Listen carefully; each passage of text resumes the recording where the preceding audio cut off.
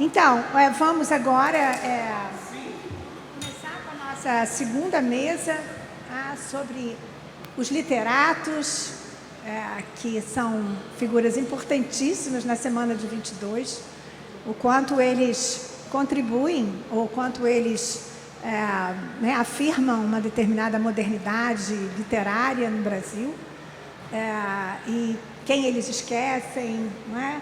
Quem eles vão valorizar, e como que a literatura criou cânones em relação à cultura brasileira moderna. Então, a gente vai chamar aqui André Botelho, professor do Departamento de Sociologia da Universidade Federal do Rio de Janeiro, pesquisador do CNPq e da Fundação FAPERJ, da Fundação de Amparo à Pesquisa do Estado do Rio de Janeiro, e autor de vários trabalhos e livros, especialmente o Modernismo como Movimento Cultural, de 22. Né? Beleza. André, por favor. Vou chamar também Frederico Coelho, pesquisador, escritor e professor de graduação em literatura e de pós-graduação em literatura e cultura contemporânea do Departamento de Letras da PUC. O meu papel, espera que tem mais. Nossos papéis estão problemáticos hoje, né, Ângela? Da PUC Rio. Não, eu sabia que continuava. Formou-se e fez mestrado em História no IFIX, no FRJ. Publicou, entre outros livros, Jardim Macalé, Eu Só Faço o que Eu Quero, de 2020, Livro o Livro-me, Os Escritos Babilônicos de Hélio Oiticica, da editora da UERJ, e A Semana Sem Fim, Celebrações da Memória da Semana de Arte Moderna, da Casa da Palavra, em 2012, faz 10 anos, né? Deve estar sendo super lido agora, né? Então, a gente tem dois especialistas na nossa Semana de 22. Então, por favor, nós vamos fazer assim, com 20 minutos eu aviso vocês. Né? Acho que eu vou sentar. Eu sento mesmo, fala. Eu tenho problemas de coluna, problemas de um monte de coisa. Então, obrigada. Obrigado. Vocês têm alguma preferência de quem? Você quer começar, André? Não combinamos nada. Não combinamos. Então, então eu apresentei primeiro o André. André, a palavra é sua.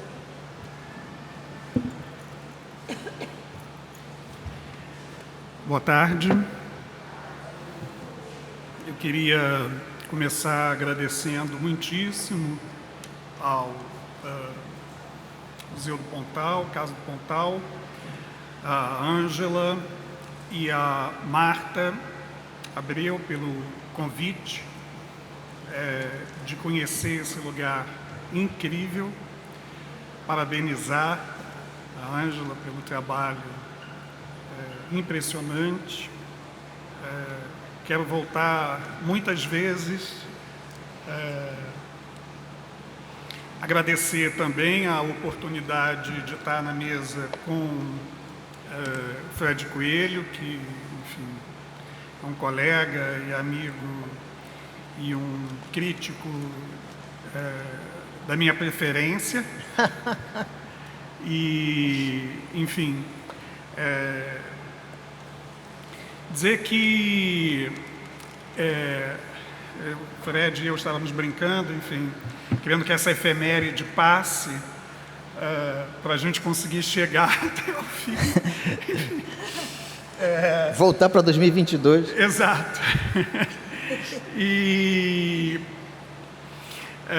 Mas eu quero dizer que, dentre os eventos que eu tenho participado, como especialista que sou em Mário de Andrade, particularmente, os muitos eventos que eu tenho participado nesse ano, esse convite da Marta foi muito especial, eu aceitei de imediato, foi muito especial pelo trabalho, né, enfim, da Marta, que eu conheço, a gente já esteve juntos em outras ocasiões, mas pela centralidade do tema, né, enfim, e na experiência, na vivência do museu, né, quer dizer. Então, realmente, muito instigante, foi muito instigante para mim aceitar e pensar essa minha participação. Enfim, eu não vou falar da antropofagia, acho que eu vou falar um pouquinho e mal da antropofagia, mas eu realmente gostaria de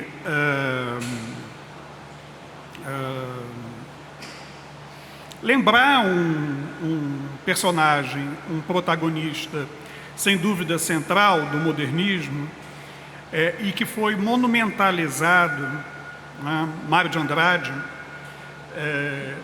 e lembrar ou sugerir a vocês que esse processo de institucionalização e de monumentalização sofrido pelo Mário é algo que diz respeito a uma série de dinâmicas e questões sociais, políticas, culturais, que não necessariamente tem a ver com Mário de Andrade mesmo. Eu quero falar de um homem mulato, na terminologia da época, que fugia completamente dos modelos heteronormativos, né? E de um professor de música, né? Um homem que hoje a gente chamaria assim de classe média, né? Que vivia num ambiente muito diferente. O ambiente do modernismo, o ambiente da Semana de Arte Moderna, cujo centenário comemoramos, era um ambiente muito diferente dessas características do Mário, né? Era um ambiente extremamente conservador do ponto de vista social e bastante inovador do ponto de vista estético. Essa combinação é fascinante, ela é um dos nós, né, da cultura brasileira.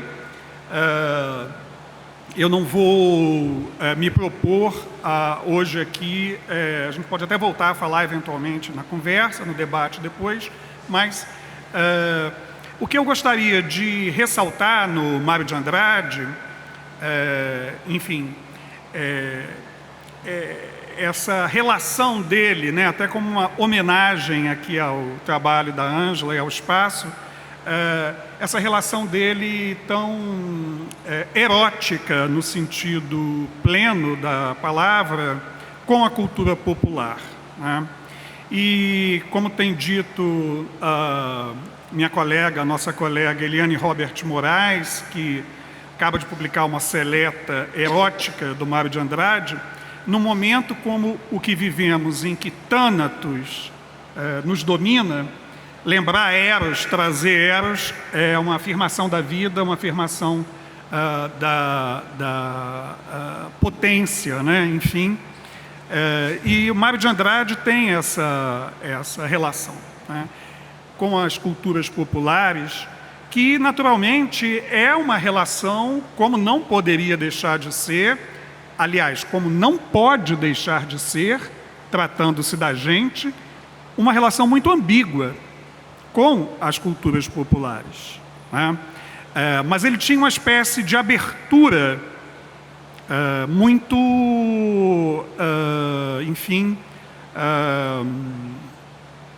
própria para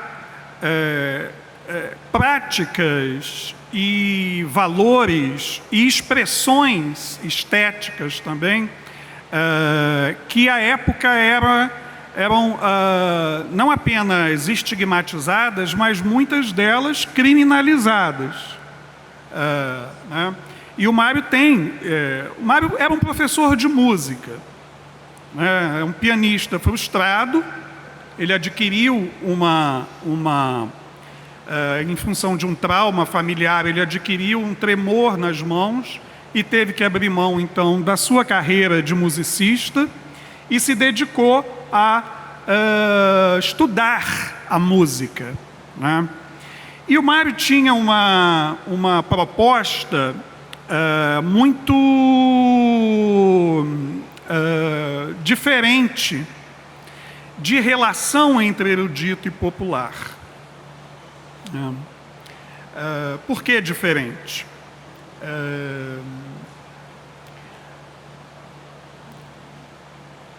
Principalmente porque ele tinha um interesse em produzir uma espécie de afetação mútua entre o erudito e o popular. Ele não trabalhava com a ideia de autenticidade do popular. Ele estava muito interessado numa ideia de dinâmica entre essas esferas, né? E ele procurou produzir também toda uma política de reconhecimento dessas culturas populares, sobretudo de matrizes africanas,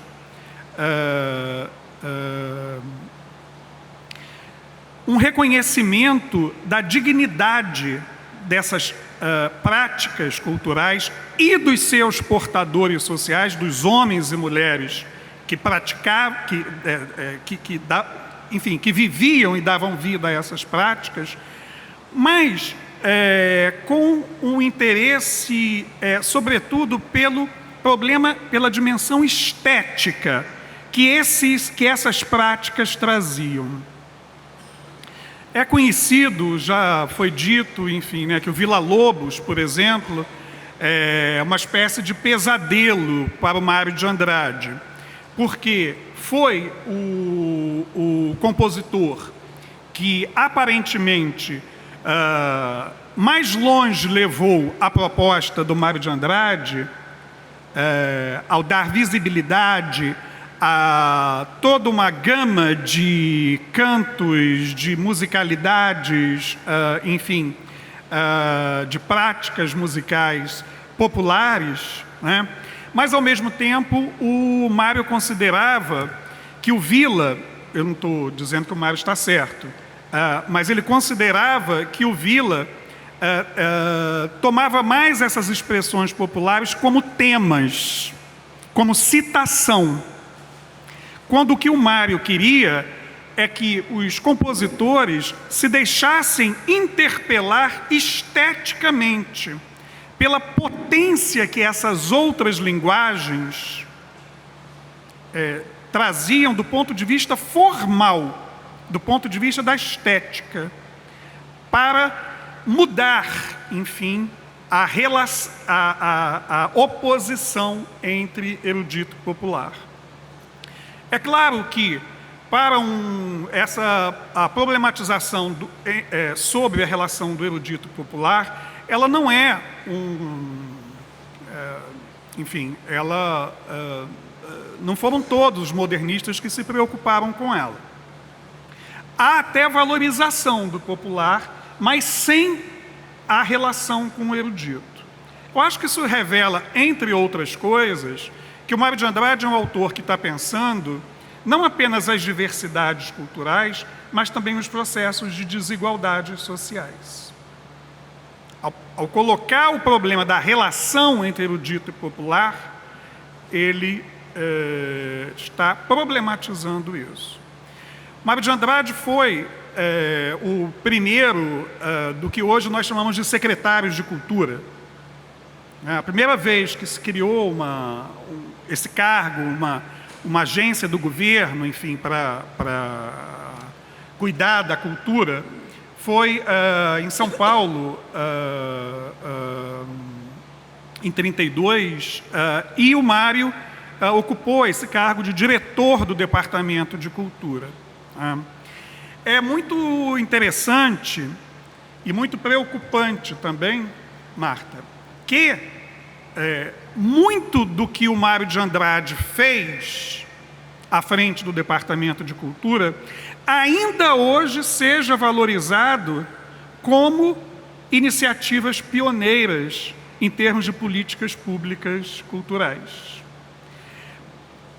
É preocupante por quê? Porque não me interessa a genialidade do Mário de Andrade ao propor coisas como concertos ao ar livre, missão de pesquisas folclóricas, de reconhecimento de musicalidades, especialmente populares, bibliotecas volantes que iam aos bares afastados. Quer dizer, tudo isso continua sendo hoje iniciativas não apenas necessárias, como urgentes, né? E acho que revelam um bocado do que é a sociedade brasileira, ou do que tem sido a sociedade brasileira no que diz respeito à democratização da cultura nesses últimos 90 anos. Né? Enfim, então o pioneirismo do Mário, ele também é um alerta, enfim, sobre os problemas que se reproduziram ao longo desse período. Quanto tempo eu tenho, Marta?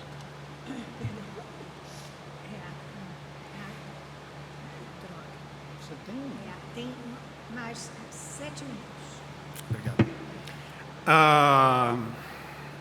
Quando a gente pensa essa relação do popular, do Mário de Andrade, com o popular, no plural, né? Enfim,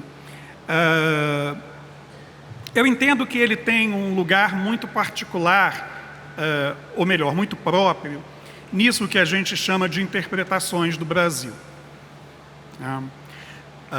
Eu diria que o Mário de Andrade tem uma posição muito diferente do Oswald de Andrade e da antropofagia, de um lado, e, de outro lado, das visões que, vamos dizer, enfatizavam, e elas continuam aqui conosco, a dualidade brasileira. De um lado, essas perspectivas que mostravam e reiteravam determinadas ideias de impasses da cultura brasileira, né? Os dualismos, erudito e popular, moderno e atraso, sertão e litoral, como Euclides, e vários outros, recolocando dualidades. Isso de um lado. De outro lado, a antropofagia, não sei se o Fred é um especialista, enfim, como que ele vai... mas não é uma provocação. A antropofagia, que talvez seja o exemplo no pensamento brasileiro, na imaginação brasileira, mais potente de um pensamento sintético. Quer dizer, ela se opõe ao dualismo porque ela tem uma proposição sintética. Ela faz uma síntese entre as tendências divergentes, enquanto o outro lado pensa as tendências divergentes como uma relação de impasse. A meu ver, o Mário segue um caminho próprio nessa encruzilhada, né? Ele vai apostar muito mais numa espécie de inacabamento do que o pensamento sintético, né? Ai de mim, que sou sociólogo, numa conhecida carta ao crítico Tristão de Ataíde, que era o principal crítico do modernismo, o Alceu Moroso Lima, ele fala da sociologia como uma arte de salvar rapidamente o Brasil, porque ela é extremamente sintética, né? Mas também não recoloca aquelas dualidades, como se a sociedade pudesse ficar à espera da resolução desses impasses para começar a acontecer, né? O Mário, então, quando eu falo em inacabamento, eu não estou pensando a dimensão, vamos dizer, de algo que foi interrompido bruscamente. Até foi. O Mário, por exemplo, nunca conseguiu publicar o seu maior projeto, que era na pancada do Ganzá, justamente reunindo manifestações, bailados, festas populares, musicalidades, enfim, né?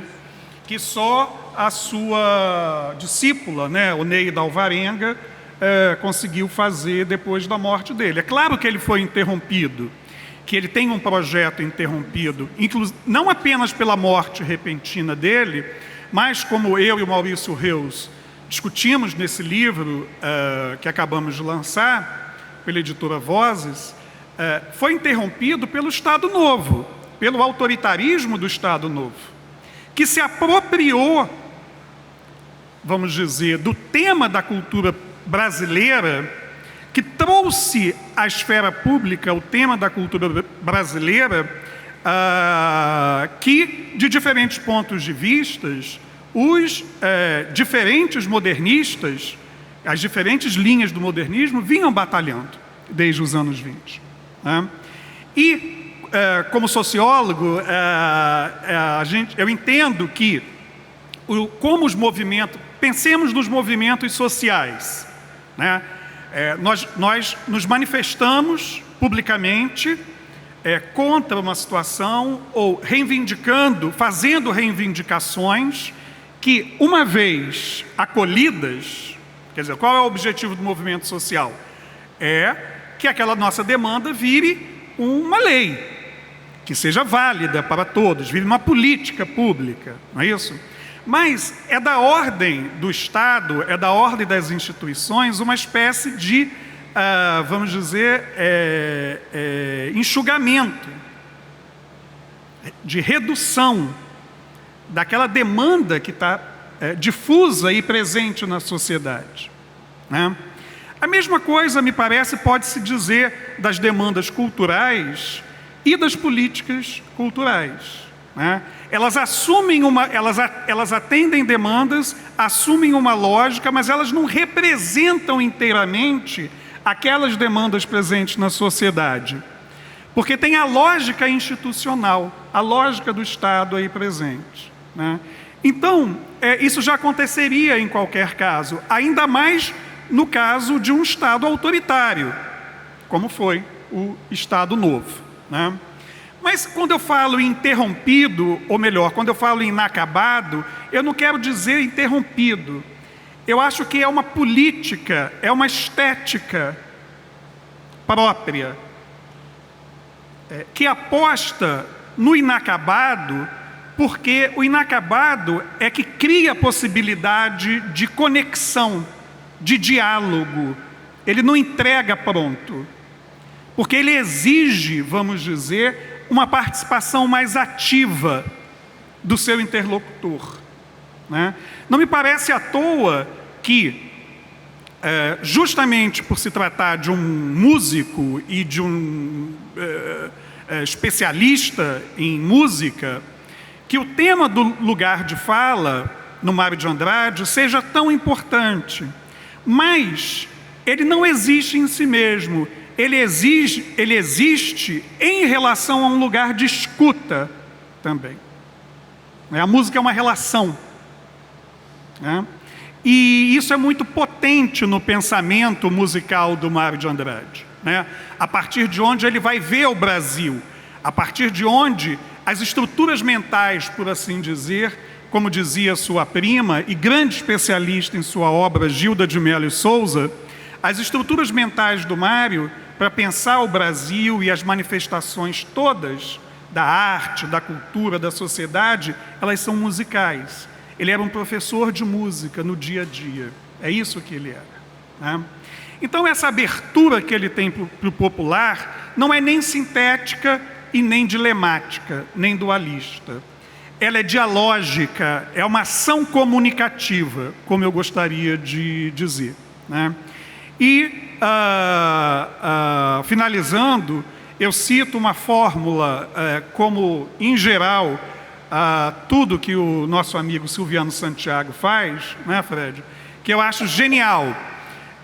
Quando, num texto dele, seminal sobre Mário de Andrade, ele deu o título de Ora direis puxar conversa. É uma clara referência àquele mundo nefelibata do parnasianismo, né, do Olavo, os famosos versos do Olavo Bilac, ora direis ouvir estrelas. Não, Mário de Andrade ora direis puxar conversa, né? E como ele disse, anotou no seu diário de bordo da viagem à Amazônia, quando encontrou um senhor que viajava na terceira classe e com quem ele vivia puxando conversa, né, ele diz, só gente de terceira classe é que sabe das coisas mesmo.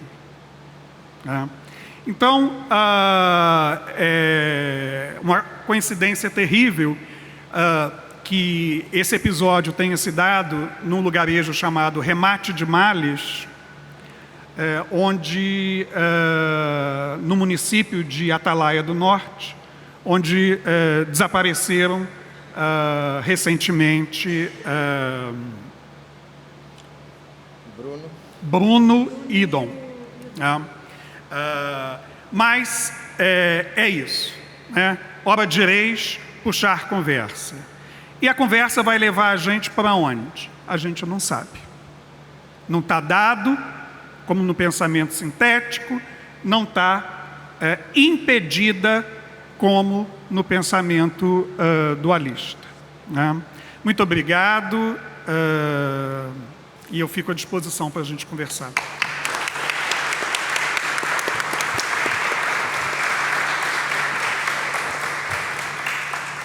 Nossa, André, muito obrigada, né, pela essa estimulante reflexão do sujeito Mário de Andrade.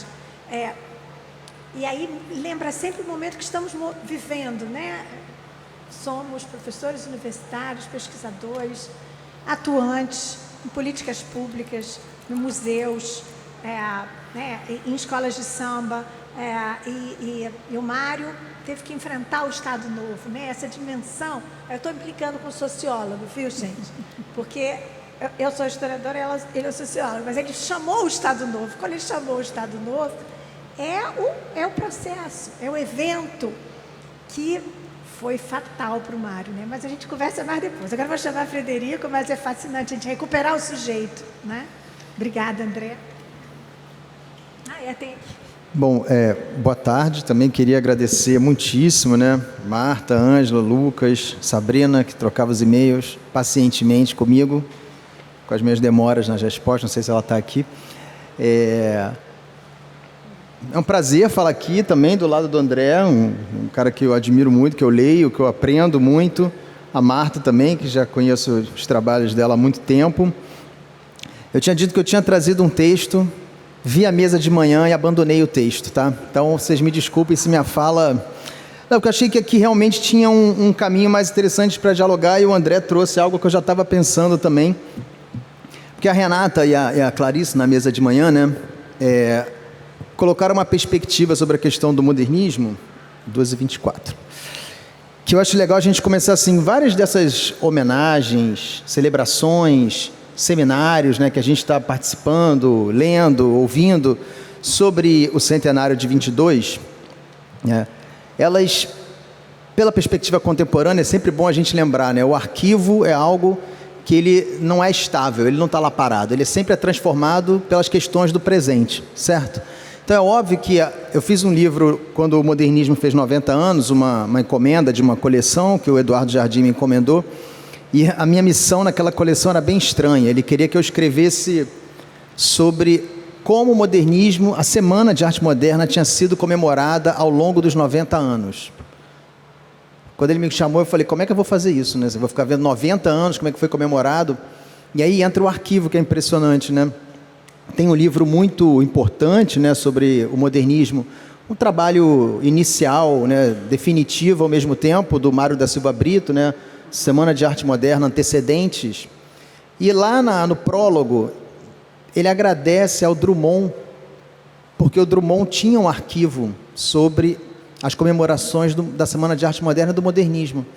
E aí eu conheço um cara que na época, né, apesar de sobrenome não é meu parente, o Eduardo Coelho, que é um professor de literatura da FRJ, e ele trabalhava na antiga Fundação Casa Rui Barbosa, né? Hoje em dia é uma outra coisa, né? Espero que volte em breve a ser o que ela era antigamente.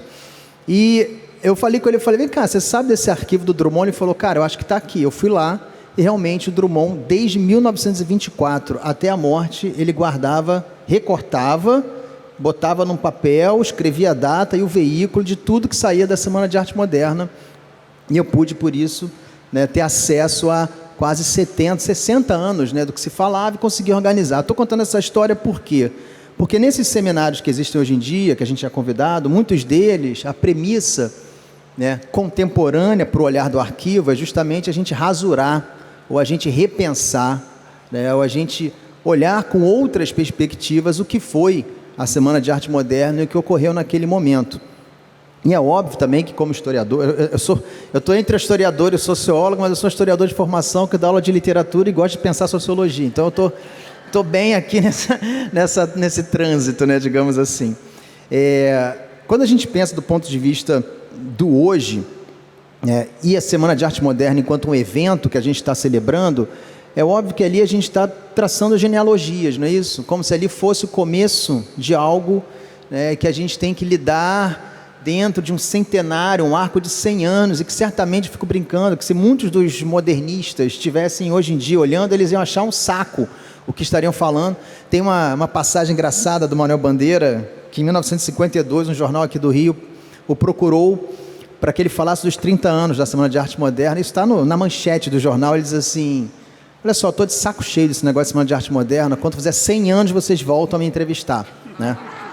Felizmente ele não está aqui, né, para dar a opinião dele. Mas só para vocês verem como é que a história da Semana de Arte Moderna, ela já vem sendo desconstruída desde o começo, né? Ela foi sendo construída principalmente pela universidade, né? O André citou a Gilda Melo Souza, que era esposa do Antônio Cândido, que era um grupo que fez uma revista em São Paulo chamado Clima, que foi super responsável, né? Isso não estou falando como elogio apenas, né, com todas as dialéticas que tem nisso, numa elaboração do que vai se transformar nesse cânone, né? O Antônio Cândido escreve Formação da Literatura Brasileira, onde ele coloca 2 momentos decisivos, o arcadismo e o romantismo. Depois ele escreve um artigo nos anos 50, onde ele fala que tem um 3º momento decisivo, o modernismo. E aí você cria uma narrativa super coerente, redonda, acadêmica, né? Arcadismo, romantismo, modernismo, os 3 momentos que se pensou o Brasil na literatura, né? Mas é óbvio que isso tudo dentro de um discurso em que o que a Renata e a Clarissa disseram aqui hoje de manhã não era contemplado, né, do jeito que a gente hoje em dia pensa, como a gente pode ver esse momento.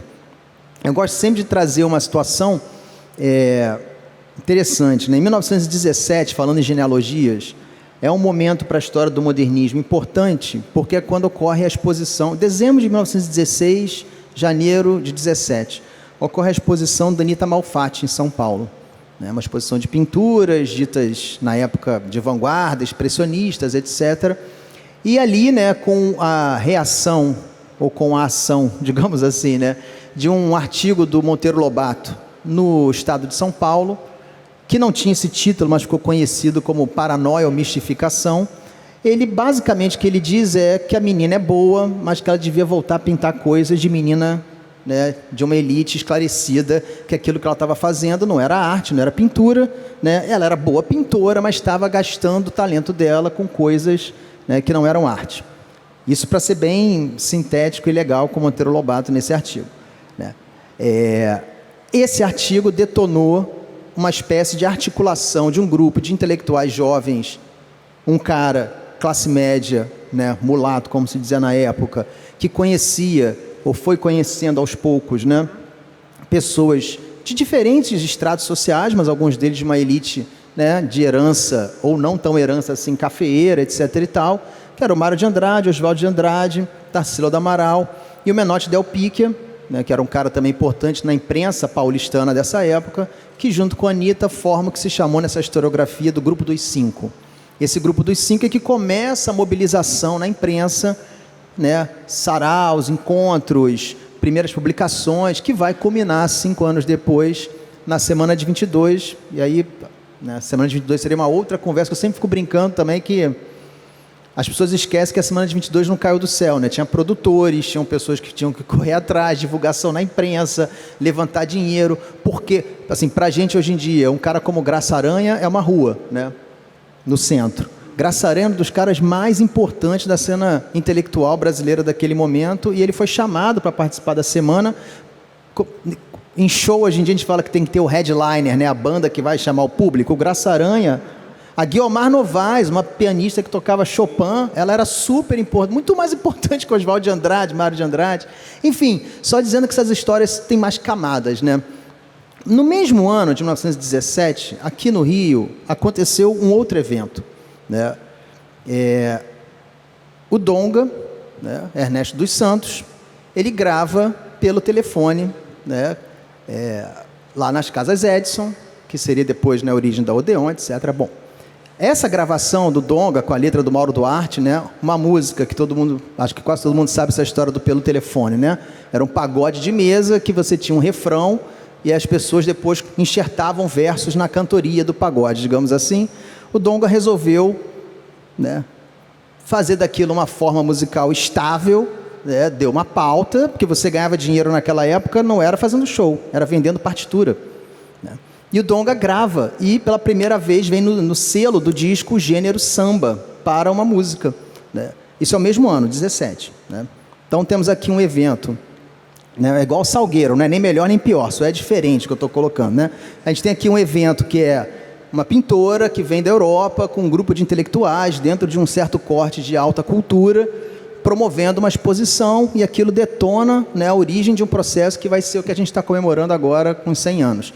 No outra cidade, capital da República, moderna, né, está tendo esse debate, não é um fla-flu, Rio e São Paulo, mas é fato, o Rio de Janeiro era a capital do Império, era a capital da República, todas as instituições estavam aqui, né, e o Rio já tinha um pendor moderno por conta de um trânsito atlântico muito intenso com a Europa, né, a gente acha que era muito distante, mas naquela época, em 24 dias, você chegava de navio a Paris e voltava, não era algo assim, né, 24 dias para você estar ligado nos lançamentos da época, não era uma coisa distante, né?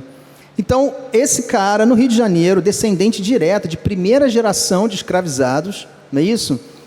Ele grava uma música dentro de uma tecnologia fonomecânica de ponta na época, entrando no estúdio, enfrentando algo que era supostamente, né,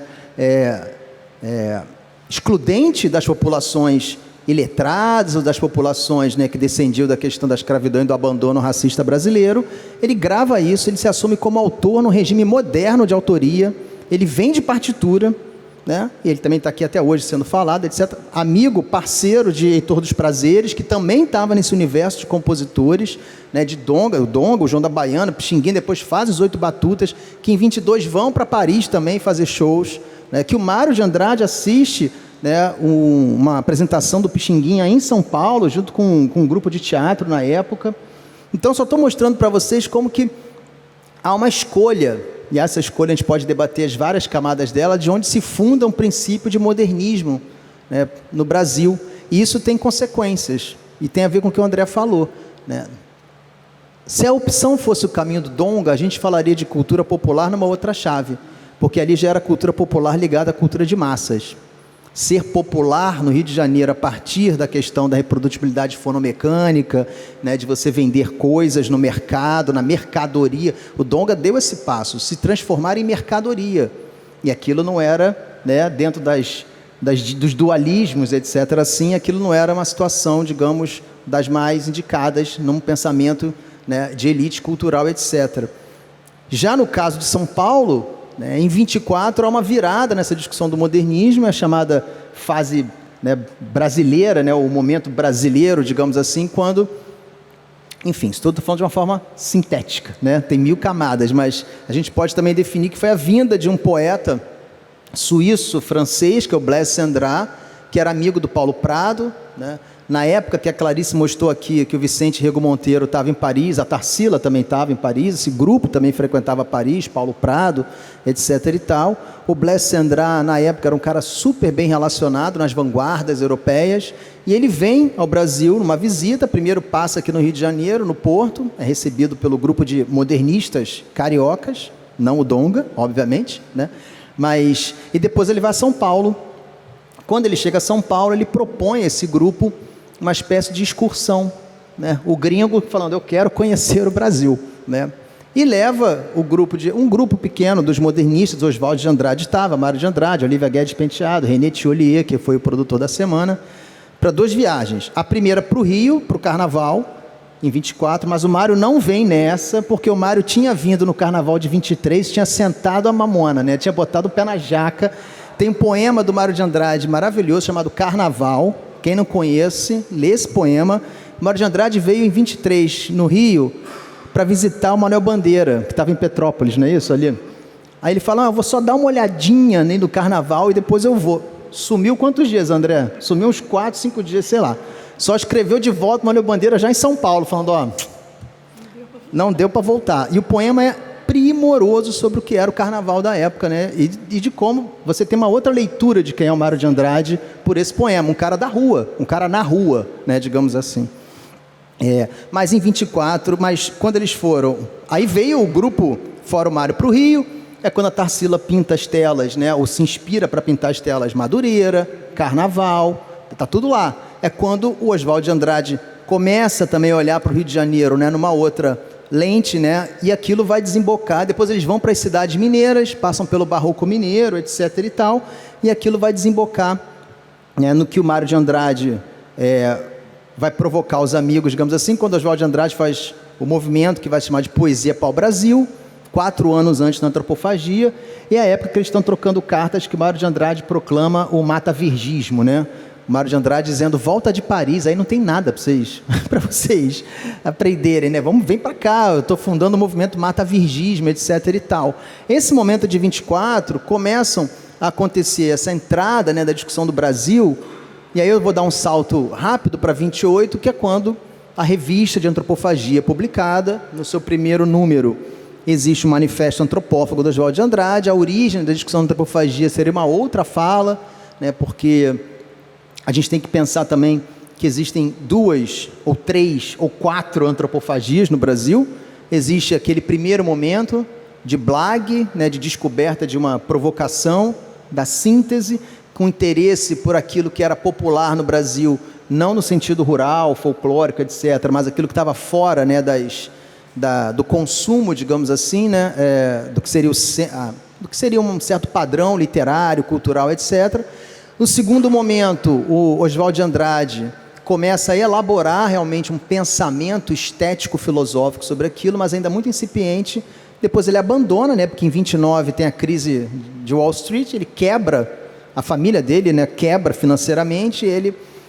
Com essa história é só Brasil, né, cara? Aí ele, em 1930, entra para o Partido Comunista, né, que também não se dá bem no Partido Comunista, porque achava dogmático demais, é óbvio que seria naquele momento, mas na década de 40, Oswald de Andrade retoma a discussão de antropofagia, aí já como alguém que quer elaborar um sistema intelectual, que quer elaborar um pensamento, que pensa a questão do patriarcado e a questão do matriarcado, propondo uma saída pelo matriarcado de Pindorama no Brasil, enfim, uma série de discussões, né?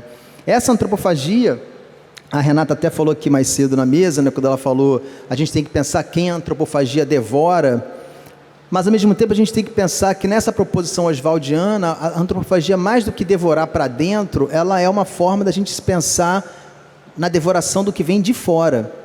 A antropofagia seria uma espécie, na visão do Oswald, já, né, ela seria uma espécie de um filtro seletivo dentro de uma relação de hegemonia de países colonizados frente aos grandes centros, para produzir uma síntese, sem dúvida nenhuma, né? Lembrando que a antropofagia lá para os caetés, para os tupinambás, era você come o guerreiro mais poderoso, como a Clarice falou, né?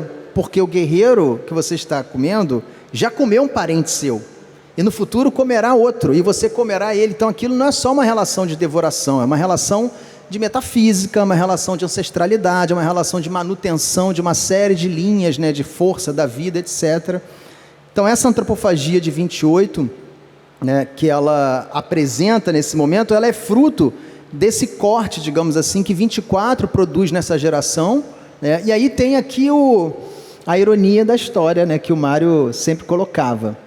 Quando o Mário escreve Losango Kaki, né, que é o livro que ele começa a se aproximar dessa poética popular brasileira, o Oswald de Andrade lança o Manifesto da Poesia para o Brasil. Aí parece que o livro do Mário de Andrade é fruto. Aí o Mário ia lá nas cartas e falava, porra, Oswald, caceta.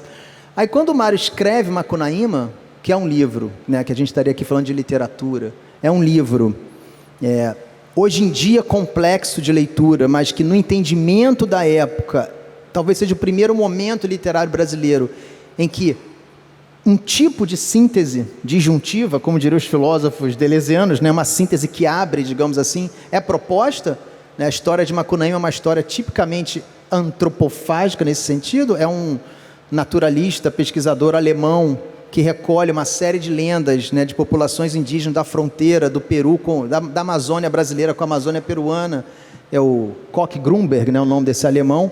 Ele escreve um livro, um trabalho de 5 volumes, né, assim, de vários volumes, From Roraima to Orozco, né, tal. Lá dentro, dentre várias mitologias dessas populações indígenas, existe a lenda de Macuinamã, ou Macunaíma, ou várias grafias possíveis. O Mário lê esse trabalho, então veja só, o mito é indígena, a passagem por um pesquisador, vamos falar assim, alemão, que chega na mão de um brasileiro de São Paulo, que produz, a partir dessa obra, uma escrita, terceira ou quarta já, que incorpora não só o mito, né, indígena, mas também uma série de outras mitologias populares, né? Você tem lá do boi à Amazônia. E a coisa mais interessante de Macunaíma é um romance transhistórico, transtemporal, transespacial, né? Não tem espacialidade definida. Ele está aqui num salto, ele está lá numa outra região do Brasil, que num pulo ele volta para São Paulo, que de repente ele está no sul, falando com o negrinho do pastoreiro, e de repente ele já está lá falando com não sei o quê, e os tempos históricos também, e ele vai, o Mário, né, como escritor, amalgamando ali uma série de lendas e pensamentos, etc. E aí, só para a gente fechar, né, que tem uma volta interessante aqui, né? Um capítulo de Macunaíma, que certamente hoje é um dos capítulos mais problemáticos, lido com os olhos contemporâneos, né, se chama Macumba, é o capítulo 7. Nesse capítulo, se eu não me engano, o Mário ele escreveu mesmo, para além do que o Grunberg tinha proposto no mito, 2 capítulos, o Macumba e a carta para as Icambiabas, né? Capítulo esse que o Manuel Bandeira odiava, tentou tirar do livro de qualquer maneira, e o Mário bateu o pé e não tirou do livro, né? Enfim, nesse capítulo Macumba, é uma invenção do Mário de Andrade sobre o que era o Rio de Janeiro. O capítulo depois do Macunaíma ter tomado o primeiro esculacho, digamos assim, em linguagem carioca, né, do Venceslau, né, do seu inimigo, né, ele vem ao Rio de Janeiro para ir no terreiro de Macumba para fazer uma espécie, né, de despacho, digamos assim, contra o Venceslau Pietro Pietra. Esse capítulo é interessante, para além, obviamente, de todas as marcações de época complicadas, porque ele faz uma síntese totalmente louca, né? A tia Ciata, que era um dos nomes mais famosos da pequena África, né, ligada ao Heitor dos Prazeres, ao Donga, ao Pixinguinha, etc., né? Ela seria a dona do terreiro. Lá que aparece a imagem do filho de Ogum Bexiguento, que é o Pixinguinha, né? E o que é interessante nesse capítulo, que foi como a Renata falou, a Clarice, acho que foi a Clarice falando, que esse capítulo é o seguinte: o cara, a pessoa que incorpora o santo, o Exu, né, que esse é o que é incorporado, quando o Macunaíma bate nele, quem está apanhando, na verdade, é o Venceslau, né? Então, essas transferências, que a Clarice fez uma referência a isso aqui de alguma forma, né? Que quando alguém estava batendo, era a mulher que estava apanhando, né? Então, esse jogo está lá nesse capítulo, e esse capítulo termina de uma forma incrível, né? Porque o final do capítulo, os modernistas, não Oswald, Mário de Andrade, Manu Bandeira, Jaime Ovalle, Raul Bopp, eles saem andando pelas ruas da Cidade Nova, junto com Macunaíma, né? Mas por que eu estou falando só para fechar isso? Porque, de alguma forma, mesmo que o modernismo não tenha começado pelo telefone, né, e sim na exposição da Anita Malfatti, esse capítulo de Macunaíma fecha esse arco, né? É o reconhecimento do Mário de Andrade de que aquilo que aconteceu no Rio de Janeiro tinha uma potência, eu vou usar esse termo, uma potência desestabilizadora, né, por ligações que São Paulo não tinha, ou pelo menos na época eles não conheciam. Hoje em dia é muito conhecida a força, né, do movimento negro, da questão das religiões afrodiaspóricas em bairros como Brás, por exemplo, né, o Bexiga, em São Paulo, que apesar de serem bairros de paulistas, tem uma forte presença, né, de cultura negra. Apesar disso não ser um tema para os modernistas paulistas naquele momento, e nem poderia ser, porque realmente era uma sociedade totalmente segregada, né, naquela situação. Apesar de a última edição dos aspectos sobre o folclore brasileiro, né, trazer um capítulo que, se não me engano, era inédito, do Mário de Andrade, sobre a questão do negro no Brasil, porque diziam isso, que os modernistas não tinham escrito sobre isso. Eles escreveram, porque a gente não lê as revistas. Se vocês lerem as revistas de antropofagia, a questão negra está lá o tempo todo. É como se discute hoje em dia? São autores negros? Não, né? Mas existe sim uma pauta, digamos assim, naquele momento, né? Que aí, como a Renata falou, a gente tem que revisitar, a gente tem que ler, não rejeitar a priori, porque não é aquilo que se espera, mas justamente entender, como eu falo lá para meus alunos, né? A questão é a gente ler o racista, é a gente ler o patriarcado, para entender como aquilo não deve se repetir. Como é que aquilo foi construído enquanto discurso histórico, e como é que a história não é uma arte, ó, né, de se pensar o passado no passado. A história é um saber para a gente pensar como o presente pode, de alguma forma, retomar, né, e reinventar aquilo que já aconteceu. Então, sobre o modernismo, eu queria fechar falando isso, né, que são tantas camadas, a gente poderia tomar tantos assuntos. Eu tinha trazido aqui toda uma fala, a antropofagia é isso, a antropofagia é aquilo, mas ele já falou que eu sou o cara. Eu falei, antropofagia não, né? Eu vou por esse caminho que eu acho interessante a gente pensar, né? Tem o Raul Bopp com a Amazônia, tem, sabe, assim, são tantas camadas, tem tantos Brasis dentro da Semana de Arte Moderna, que a gente ficar preso aqueles 3 dias de fevereiro de 22, aquilo ali, na época, não foi nada, né? Anos depois, também não era nada. Só em 42, em 32, vocês terem uma ideia, já tinham revistas e autores vindos do Nordeste, na sua maioria, que já falavam sobre um pós-modernismo no Brasil. Esse termo, pós-modernismo, a literatura, imaginei, você abriu uma revista de 36, está lá escrito, a literatura pós-modernista, né? Não é o Frederick Jameson, é um cara, o Ledo Ivo que está falando isso, sabe? Em 42, quando o Mário de Andrade faz a famosa fala no Itamaraty, né, que é o grande momento, digamos assim, que ele produz uma história da Semana de Arte Moderna pelo ponto de vista de um participante, ele também já está falando ali assim, ó, o que aconteceu ali ainda não rolou, né? Ele tem uma metáfora bonita, né, que não me esqueci agora, mas é de uma metáfora sonora, né, que alguma coisa tocou lá atrás, mas o som ainda não chegou, né? Ainda vai chegar. Não é sonora, não é aurora. Era uma aurora daquilo que ainda vai raiar, né? E ele diz assim, o meu trabalho teria seguido do mesmo jeito se não tivesse tido a Semana de Arte Moderna, porque ela é essa expressão, a Semana de Arte Moderna, ou modernismo, né? O modernismo é uma força fatal. Ela capturaria tudo de alguma forma ao mesmo tempo, na visão dele, obviamente, né? Então, para fechar mesmo agora, estava falando com o Lucas no almoço, assim, né? Como é que a gente tem que pensar coisas interessantes, assim, apesar de todo o caráter elitista, excludente, né, da Semana de Arte Moderna, talvez interessasse para o Heitor dos Prazeres fazer parte da Semana de Arte Moderna, para o Donga, que estava envolvido em outra sociabilidade, em outro tipo de relação com o mundo, com a vida, com a sociedade. Acho que a gente, comemorando 100 anos, que ficamos às vezes legitimando demais alguma coisa lá, que para várias populações do Brasil, e daí? Né? Ou então pegar aquele, para terminar com um documentário do Emicida, né? O Amarelo, em que o Emicida reencena no palco do Teatro Municipal a sua história do que é o modernismo em São Paulo em relação às culturas afrodiaspóricas. Aí sim, aí você pode, né, como se faz na história, não gosta de um relato? Ou na literatura, né?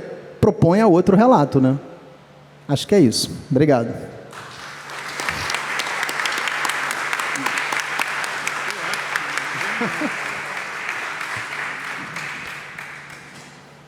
Bom, a minha cabeça está em ebulição. É interessante o movimento. A gente teve o primeiro dia de encontro, a primeira mesa foi muito dura com os intelectuais modernistas, né? Aí a gente entra naquela onda, realmente, esses intelectuais modernistas, chamados modernistas, eram autoritários, excludentes, poderosos. Aí a Maria Laura de tarde deu uma... Né, pô, Mário tem coisas muito legais. Aí hoje aqui vocês... Né, trazem intelectuais como nós todos aqui, que querem pensar essa relação com o diferente, com algo que é realmente novo, está fora dos padrões, e nós somos duros com eles. Aí vocês trazem, que eu acho fantástico que vocês dois trouxeram, né, os dilemas dessas pessoas, de carne e osso. Foi para o carnaval... Não voltou. Nunca mais. Nunca mais. Não quis colocar aquele capítulo, não, vou colocar esse capítulo no livro. Quer dizer, são dramas que pessoas de carne e osso como nós viveram. A briga dele com Vila Lobos, posteriormente, quer dizer, são pessoas que estão... se construindo e fazendo a história como nós. Então, eu acho que na hora que vocês trazem os sujeitos intelectuais... Hoje de manhã vieram sujeitos intelectuais, vieram sujeitos negros também, né? Então, todos somos sujeitos e estamos nessa luta política que, de fato, é isso que eles também estavam com seus projetos políticos, de escrever uma outra literatura, como a gente fica fazendo, vamos fazer uma outra história, uma outra sociologia. Eles estão sempre inventando ou querendo mudar esse país. Então, vocês me pescam de novo para simpatia. Eu fico assim, uau!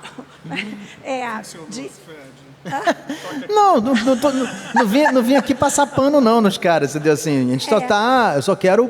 Eu acho importante a gente lembrar... Vocês não fizeram isso. Né, que a complexidade, assim, é óbvio que pessoas do seu tempo, que não é o nosso, eles têm as idiosincrasias do seu tempo. Não vamos encontrar ali ninguém fazendo um discurso tipo Krenak, ou tipo a Djamila Ribeiro. Não vai ter, não tem. Né? Era uma estrutura, né, que não tem. Não, é isso.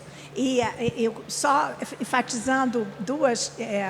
a relação deles com os sujeitos negros, né? O Pixinguinha era a fonte do Mário de Andrade. Mas não fazia nada sem consultá-lo para a parte musical. Agora, não cita. Aí eu vou brigar de novo com o Mário. Eu fico com essa relação, né? Ele não dá esse reconhecimento ao Pixinguinha. Tanto que eu vim a saber isso há muito pouco tempo. Agora, da mesma forma, é Mário de Andrade que organiza, gente, em São Paulo, os 40 anos de comemoração dos 40 anos da abolição da escravidão. Sim. E isso não é dito. Ele aí cai. É pouco, agora é que está sendo mais divulgado. Mas porque ele não agora esse arquivo abriu, muda, né? Muda. Mas ele não consegue estar na semana, porque ele já tinha caído, eu acho. Foi 38. Ele sai da secretaria em 37. Né? Bom, eu vou abrir para o público. Eu tenho uma questão que eu vou colocar para cada um depois, mas eu vou abrir para o público. A Ângela está aqui me falando do sinal, da hora. Vamos abrir, quem tem alguma pergunta. Temos lá, Lurian. Vamos fazer de 3 em 3? Qual é a nossa hora limite? 3 em 3? 3 e acabou. Pode falar? Pode falar. Nossa, quantas questões. E só pode 3. Não, você só pode uma. Não, só pode 3 no geral. Eu sei que eu não vou fazer 3 perguntas. Eu estou tentando escolher a mais, sei lá, fundamental. Eu estou falando assim. Um pouco nessa linha de até que ponto revisitar esses autores consagrados invisibiliza outras tradições, não? E aí eu me pergunto se um dos caminhos, e eu não conheço tanto, porque o que eu estudei sobre o Mário de Andrade foi sobretudo no que diz respeito à música. Mas se o caminho, um dos caminhos interessantes não seria justamente tentar ver quais quais são as redes intelectuais ou o tipo de contato efetivo de gente como Mário de Andrade com intelectuais negros do seu tempo que mobilizaram dentro do Mário a discussão sobre a questão racial, por exemplo, na década de 20.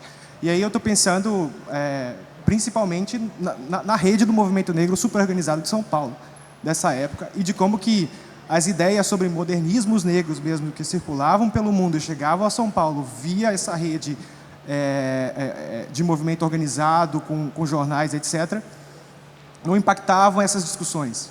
Ou seja, a grande questão, para mim, do resgate ou da rediscussão desses cânones que poucas vezes a gente enxerga essas outras tradições como agentes na transformação do pensamento dessas pessoas. Quer dizer, são eles que, no seu pedestal, ficam lá vendo as coisas, olhando a cultura popular passar, ou outras tradições, e daí desenvolvem maneiras de pensar. E não são eles afetados, chamados a pensar por outros agentes conscientes do seu movimento, de sua reivindicação política, estética e assim por diante.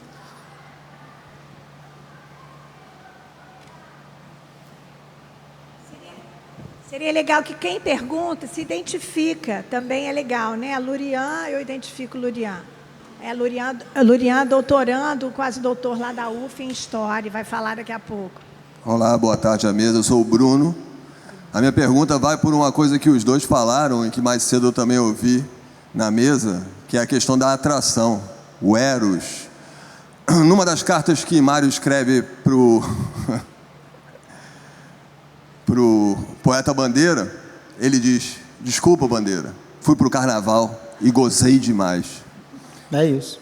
E eu tenho ouvido muito na discussão contemporânea as questões de apropriação, e eu sinto que às vezes falta um debate muito presente no movimento contracultural, né, dos anos 60 e 70, que é a questão da atração. Na verdade, a antropofagia também tem esse lado, né? Não se trata simplesmente de devorar o guerreiro pela sua carne e pelo seu osso. Se trata realmente de comer o outro e dar para o outro. Entendeu? Se trata realmente de uma questão que ali naquele momento do modernismo já passava pela questão da sexualidade, das normas da homoafetividade, das normas do funcionamento da família, do patriarcado e de outras coisas. E eu não tenho encontrado muito recentemente isso, que há uma enorme pulsão e atração na cultura popular pela questão erótica e de gozar. Queria ouvir mais sobre isso. Ótimo. Mais alguém que eu gostaria de perguntar? Então, eu queria vou aproveitar aqui e continuar um pouco a pergunta do Lurian, porque essa reflexão sobre o que o outro transforma em você, o que o outro te faz pensar, eu concordo inteiramente com você. Eu acho que existe uma outra modernidade, outras modernidades ali na cidade do Rio de Janeiro e não em São Paulo, e essa modernidade negra, pujante, que você... que a ponta do iceberg é o pelo telefone. Mas acho que tanto o Oswald quanto o Mário, eu acho que a gente usa a antropofagia ou o que André coloca sobre... não é simplesmente um tema, né? É algo mais profundo, por isso que ele brigava. Eu queria te perguntar para vocês dois sobre isso. É quase uma nova epistemologia de pensar isso, né? Que tudo que eu já li de Mário, mas ele não eu não achei que ele conseguiu expressar. Ele sempre diz que o que não é, né? O Vila está errado, não sei quem está errado, o Luciano Galê está quase certo. É algo mais... É isso que o Lurian está colocando, quer dizer, você aprende com o outro a forma de pensar, a forma de se relacionar.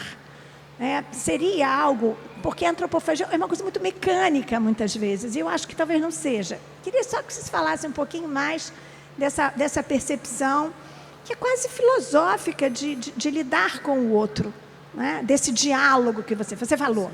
O Mário, ele trabalha menos na dualidade, mais no dialogismo.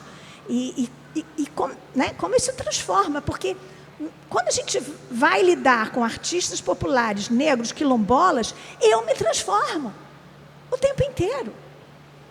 Que tipo de transformação eles tiveram? Eu acho que é um pouco isso a pergunta do Lurian. Vamos lá, a palavra de vocês para as respostas. Não, vou só fazer um comentário sobre a questão do Bruno. Eu acho que o André vai falar, porque eu não tenho cabedal para essa... Nunca tinha pensado nisso, na verdade, que você colocou.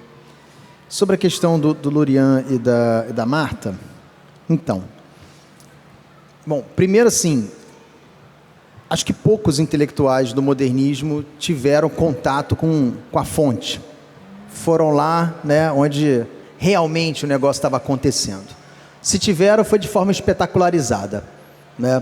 Não sei se o Mário de Andrade, se o Oswaldo de Andrade frequentaram, duvido. Até onde eu sei do Oswaldo de Andrade, né? Não sei se ele frequentava rodas de samba, se ele estava em contato com os intelectuais. Sei lá, o popular para ele, por exemplo, era um palhaço Piolim, né? Um palhaço famoso que tinha em São Paulo, né? E ele faz um evento antropofágico ao redor desse cara, né? Etc e tal. Então, o popular naquele momento, por isso que eu falei que aquele momento é um momento decisivo na divisão disso. Um popular de uma opção de Brasil que não é voltada para o litoral, que é interiorizada, e um popular das grandes cidades, que é um popular da cultura de massas. E aí, o que era o popular numa cidade como o Rio de Janeiro, por exemplo, dentro das populações descendentes de escravizados, né? O teatro de revista. O teatro era um lugar... como a Clarice falou e a Renata, as profissões que você tinha que trabalhar com a mão de obra que a escravidão legou às pessoas de pele negra, o corpo. Então, você era músico, você era ator, você era palhaço, trabalhava em circo, né? Benjamin de Oliveira, um dos grandes palhaços de circo do Rio de Janeiro, famosíssimo na sua época, tá? Atores de teatro no Rio de Janeiro daquela época, teatro popular, famosíssimos na sua época. Então, assim, eles conheciam esses trabalhos. Se eles tinham contato enquanto fonte, enquanto troca de ideia, de ouvir, sentar, aí pega lá o livro famoso do Hermano Viana, né? O Mistério do Samba, que ao mesmo tempo que ele mostra o negócio é problemático. Num encontro, num dia, numa mesa, Pixinguinha, Donga, João da Baiana, Gilberto Freire, Sérgio Buarque de Holanda, Prudente de Moraes Neto, conversam e dali, né, por metonímia, digamos assim, o Hermano mostra que existe, é traçado um projeto de Brasil dentro do Estado Novo, que tenta capturar e ao mesmo tempo irradiar uma ideia de popular ligada ao Brasil, né? Então, assim, não estou respondendo a sua pergunta, Lurian, exatamente, mas eu acho que não, se é para responder que influência o pensamento desses criadores subalternizados naquela época exerciam neles, eu diria, no caso do Mário é diferente, que ele é um estudioso, mas nos outros, eu diria que seria epidérmica, de tema, né, de ideia. Agora, o que é complexo para a gente? A antropofagia é uma questão ligada a um imaginário do que é o indígena na sociedade brasileira, que já foi o indígena lá de Peri e Ceci, o indígena que... Quem já leu Guarani sabe disso. Eu sei que todo mundo aqui leu Guarani, né? Então, quem já leu Guarani é isso, entendeu? Assim, é a conversão católica mais rápida da história. Peri, em 3 linhas, ele vira católico para salvar Ceci, para derrubar um tronco, para escavar com a mão, para entrar... E para fugir de quem? Dos índios maus, que tem o índio bom e o índio mau, não é isso? Depois, né, a ideia do indígena ou do bom selvagem, já está lá os canibais de Montaigne, em 1530 e Blau. Então, a ideia do indígena que deságua na antropofagia, naquele momento já era revolucionária. O indígena enquanto um saber próprio que tem um tipo de abordagem para o mundo. E aí, quando você falou a questão do outro, o que eu acho muito doido é que, quando a gente lê os manifestos, os textos do Oswald, o outro da antropofagia somos nós, brasileiros. Ele não é um pensamento de dentro para dentro. Sim. Ele é um pensamento de fora para dentro. Porque ou a gente admite que a gente tem que ser ocidental e vai repetir o modelo, ou a gente admite nos dualismos que nós seremos nacionalistas, escola da anta, integralistas, fascistas, ou então você busca a síntese, né? O Silviano, no Entre Lugar, no discurso latino-americano, ele usa essa expressão, né? A antropofagia como um método para você não ser apagado por analogia. né? Para você não se transformar no outro. E o outro não é naquele momento indígena ou negro no Brasil. O outro é o europeu e o colonizado. Esse é o jogo da antropofagia. Depois ela vira um termo de senso comum. O que é o senso comum? A antropofagia virou tudo que é ligado à mistura. Ah, misturou, é antropofagia. Não é. Chiclete com banana, ou Carmen Miranda, ou... Não é antropofagia isso. A antropofagia é um método de seleção dos materiais do colonizador que serão introjetados pelo colonizado. Qual é o guerreiro mais forte desse material aí que eu vou comer para fazer com que esse saber local se potencialize, né? Seria assim, digamos assim, né? Mas virou outra coisa, virou sinônimo de mistureba, sinônimo de... E isso incomoda. Essa antropofagia é de, como diria, é de baixa intensidade, de baixo impacto, né? Uma antropofagia de alto impacto é você se colocar dentro da disputa colonizador-colonizado como alguém que também tem o que aportar na mesa. Eu também sou um guerreiro tão valente quanto você, né? Porque nós somos comidos o tempo inteiro pelo colonizador, então a gente também vai comer o colonizador. Lembrando isso que também falaram mais cedo, a ideia do canibal, do antropófago, já circulava nas vanguardas europeias. Tinha uma revista do Picabia chamado Canibale, antes do Oswald. Em 1917, 24 ou 25, o Monteiro Lobato estava traduzindo num jornal de São Paulo as aventuras de Hans Staden. O Oswald de Andrade não tirou isso do nada, eu sou um gênio. Estava no ar. E aí a Tarsila pinta o Abapuru, ele fala, ele e o Raul Bopp, que ninguém fala do coitado Raul Bopp. Ele estava lá. Raul Bopp era um cara duro, né, de uma família que ficam viajando pelo Brasil, enfim, estou falando demais, desculpa, já estou fazendo outra palestra. Mas é só para falar isso, em que a antropofagia tem ligação com uma parada da antropologia clássica, né, dos indígenas, que é a dádiva e a dívida. Quanto mais eu dou, mais você me deve. Quanto mais eu devo, mais eu te dou. E esse ciclo é infinito. Então, como se falou, eu te como hoje porque amanhã você vai me comer, eu comer o meu parente, que vai comer o teu parente, que vai comer o meu parente, então aquele ciclo ele não acaba. Pensar a antropofagia como esse lugar do tipo, eu estou devorando algo passivo, né, que eu vou aproveitar em benefício próprio, até onde eu vejo, é um erro. Ou, pelo menos, uma perspectiva que eu acho diferente. Para mim, a antropofagia é eu devoro aquilo que vai me devorar. Eu não devoro aquilo que já está devorado. Senão, não é antropofagia. Né? Senão, já está servido na mesa, digamos assim. Né?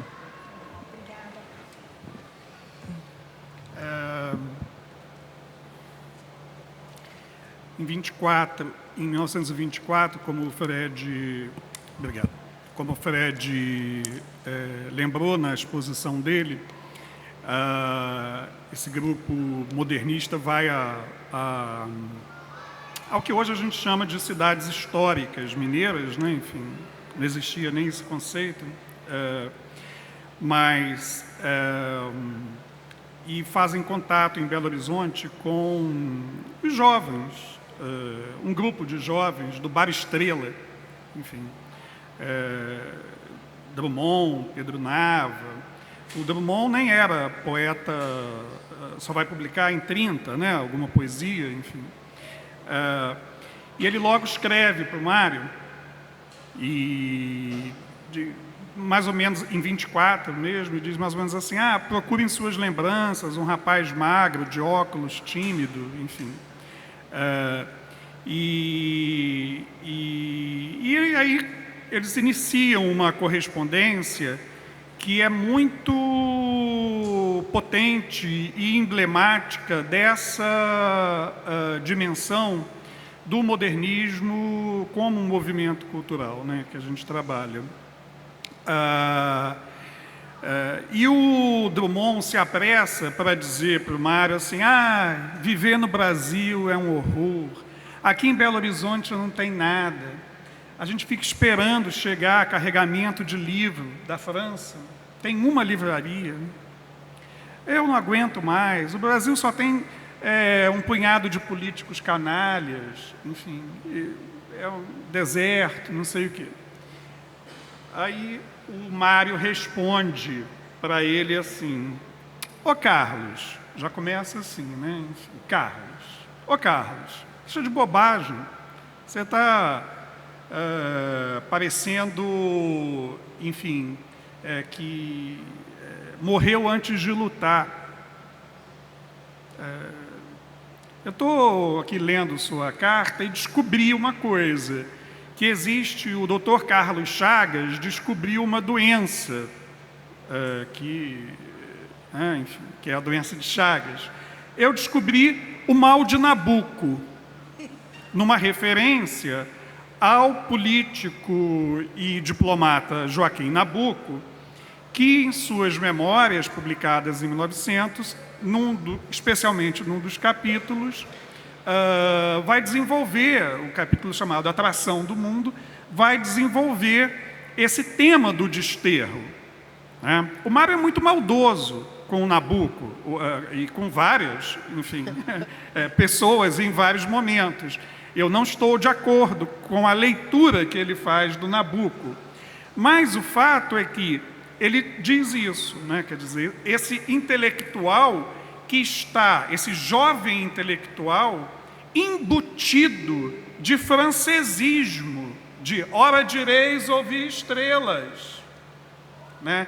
E fala: Carlos, vem comigo, vem viver a vida, o Brasil está aí esperando por nós, né? E nessa contraposição que ele faz ao Nabuco, né? Porque o Nabuco dizia que em nós, brasileiros, a imaginação é europeia, mas o sentimento é brasileiro. Quando estou na Europa, me falta a pátria. Quando estou aqui, me falta a civilização. Então criou uma espécie de impasse, né? E o Drummond se apresenta dessa forma. E o Mário diz: não, a gente precisa quebrar essa dualidade entre imaginação e sentimento. Então tem uma erótica muito forte nesse chamado, né? Ele inclusive diz textualmente: para mim, eu gosto tanto de uma tocata de Bach quanto uma caminhada até o alto da Lapa, porque tudo está em viver a vida religiosamente, né? O que é religiosamente? Não é ser católico, ser budista, como ele se apressa em esclarecer para o Drummond, né? Mas é viver com gozo. Esse gozo que ele experimentou no Carnaval e em diferentes relações, né? Então eu acho que é muito potente essa... Marta, eu não vou te responder, dado o adiantado da hora, a gente vai conversar outra hora, mas é o Camargo Guarnieri, que é o compositor dos sonhos do Mário de Andrade. E justamente por causa das congadas. Mas a gente conversa sobre isso outra vez. Eu quero só fazer um adendo só que o Lurian falou, a pergunta assim, que eu acabei de dizer também. É óbvio que a antropofagia só existiu naquele momento como uma proposta porque o antropófago não tinha voz. Como hoje, os indígenas não escreviam, não filmavam, não falavam, não pintavam. Então é óbvio que qualquer intelectual podia falar em nome de. Sobre a questão negra no Brasil naquela época já era um pouco mais complicado, já tinham vários intelectuais. Machado de Assis é um bode para os modernistas, por exemplo. O que fazer com Machado de Assis? Que não é modernista, mas também não é passado, que Lima Barreto. Olha a questão do Lima Barreto. Abriu a língua, mas ao mesmo tempo era monarquista. Não era um homem da modernidade. Criticava a cidade parisiense, mas a memória de cidade dele era outra, né?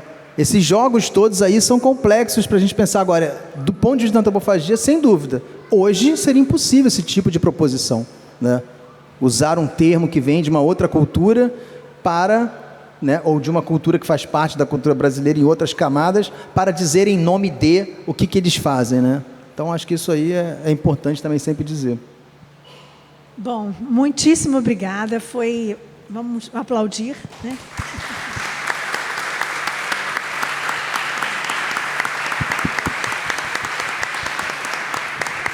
Obrigado, Marta. Obrigada a vocês. Nossa, minha cabeça só fervilhou.